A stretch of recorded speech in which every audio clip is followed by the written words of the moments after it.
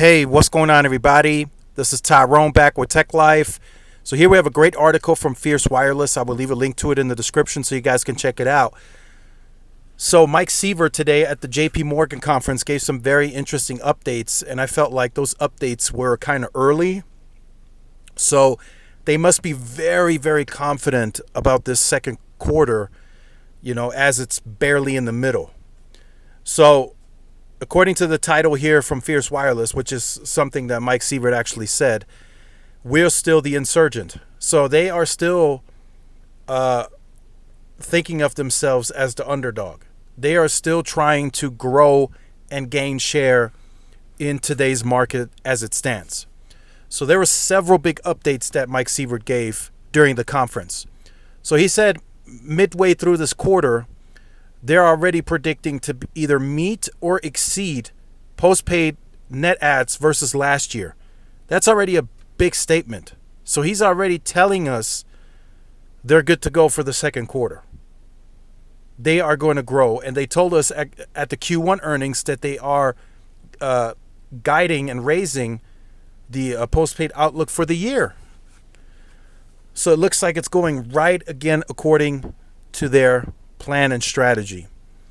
So another thing that he also mentioned, which I also find very interesting, that he shared those numbers this early on, but after launching the new plans, the Go 5G Plus and the Go 5G, he told us today at JP Morgan that the take rates of this new plan with new traffic that's coming in is still at 60% or above, the same percentage rate as the Magenta Max.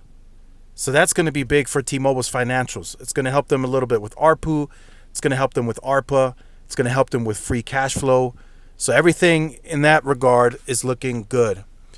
So he was also asked about enterprise and rural, small market, rural areas. And he very confidently said, look, the network build is largely complete and behind us. We now have to build on just, progression. Because he was asked about, are they, how confident are they in this build out and this acceleration and the scaling with the CapEx already coming in lower starting this year? And he said now it's just about progress, making progress in those markets. Bringing the markets that they have license to play, bringing those up to license to win. And then in the other markets that they're either not competitive at all, have no coverage, they have to still upgrade and build out in those small pockets. He did mention that, but that will progress as time goes on, right? Let's worry about the 2/3 first. Let's get to the 20% by 2025, and let's do this very smartly. And that's something that he said. We're not looking to do this all this year, and we're not all looking to do this next year. We're going to we're going to make progress this year. He said we're going to make progress next year, and we're going to make progress in 2025. So the network story is far from over. There's still going to be progress made. They're still going to scale and grow that network. And I think that is, in my opinion, the biggest threat to AT&T and Verizon. It's not this current form of T-Mobile. It's the future, right? T-Mobile competes in 2/3 currently of the 775 markets that they have categorized as small market rural areas. Now, some of those markets are going to be pretty big. They're just not a part of the top 100 markets, right? For example, like a Lubbock or an Amarillo, right? Those are still pretty big markets. They're a little below midsize, but there's still growth for T-Mobile to get there and still a network to expand.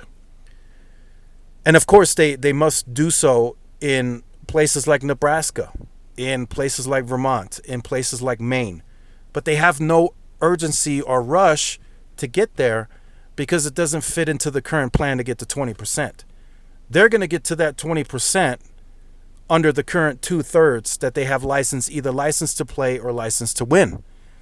I predict they will inform us on another analyst day on how they get beyond 20%, right? If they do crush the 20%, they'll also tell us. But then the next step, okay, how do we get to 25% rural share? How do we get to 30%? And then they will tell us then, okay, now, we're going to expand into the small pockets of Vermont, Maine. We're going to start growing there. we're going to start growing this area, because they're not in a super big rush. They're still growing in the top 100 markets. They're still growing enterprise in a big way. He mentioned that too. And he kept referencing, they beat Verizon on enterprise postpaid, churn, and net adds. They beat Verizon across the board in the first quarter. And it looks like it will happen again in the second quarter. And again, T-Mobile now just has to gradually chip away at that and continue growing to the bigger company that they will be. It's not going to happen overnight. I think we all understand that. It's not going to happen at the end of this year. It's not going to happen at the end of 2024. They're going to need more time to really solidify that leading position in a big way while the competition tries to figure out how to stop this. So T-Mobile said, or Mike Sievert, I should say, he said that they are just by nature a competitive company. So they're looking at AT&T. They say, hey, AT&T had the lowest churn in Q1. We now have to strive for that. We have to do whatever it takes to have the lowest churn.